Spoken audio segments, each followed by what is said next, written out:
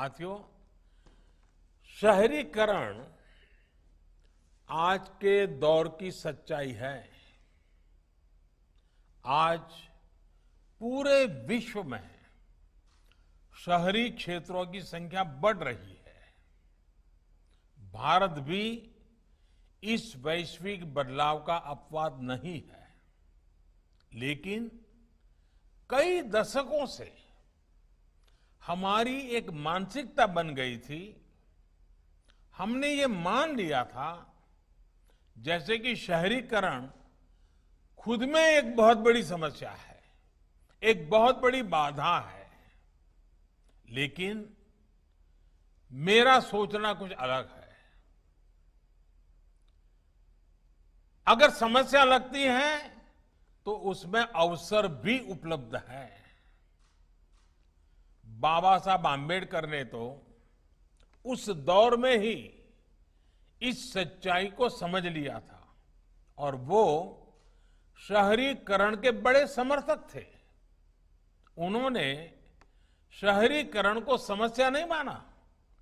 उन्होंने ऐसे शहरों की कल्पना की थी जहां गरीब से गरीब व्यक्ति को भी अवसर मिले, जीवन को बेहतर करने के रास्ते उनके लिए खुले। आज आवश्यक है कि हमारे शहरों में संभावनाएं हो, समृद्धि हो, सम्मान हो, सुरक्षा हो, सशक्त समाज हो और आधुनिक सुविधाएं भी हो। यानी कि शहर ऐसे हो जहां सभी को, खासकर हमारे युवाओं को आगे बढ़ने के लिए नई और असीम संभावनाएं मिले। शहर ऐसे हो जहां हर परिवार समृद्धि के साथ, सुख के साथ जीवन जी सके। शहर ऐसे हो जहां हर किसी को, गरीब को, दलित को, पिछड़े को, महिलाओं को सम्मानपूर्ण जीवन मिले। जहां सुरक्षा हो, कानून का राज हो, जहां समाज का हर वर्ग एक साथ मिलजुल करके रह सके।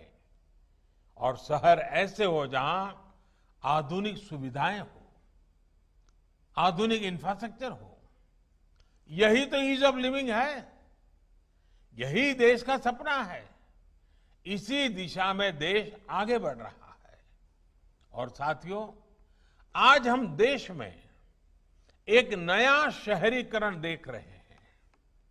जो शहर पहले देश के नक्शे पर एक तरह से थे या नहीं थे, वो आज अपनी उपस्थिति दर्ज भी करा रहे हैं और महसूस भी करा रहे हैं।